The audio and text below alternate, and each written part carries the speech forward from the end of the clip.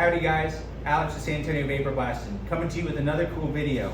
Today we're going to be vapor blasting some Porsche 914 engine cases, guys. So if you're not familiar, these are also known as the Type 4 engines, collaboratively made with VW, and these are sweet. They're very small for an engine in a vehicle, right? But back in the day, you didn't need as much to move some of these smaller cars. This is a 2.0 engine, and you can see it's a little harder to see maybe off of camera, but in person you can definitely tell once you start looking. There's a silver paint that's covering the stock cast aluminum, and we're going to be blasting that off today using aluminum oxide.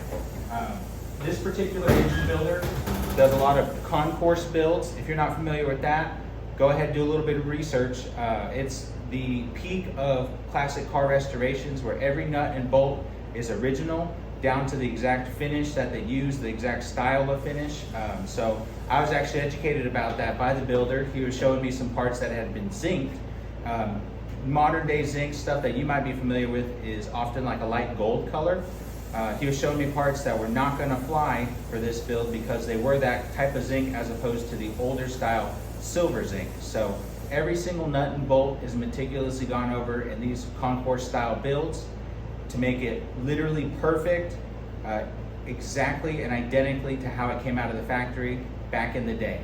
So talk about a restoration project, Ryan. So we're going to be vapor blasting these with aluminum oxide first, giving them back to the builder. He's going to be machining them, mocking this engine up, going to get the engine back, going to blast it in glass bead to really bring out that shine post machining.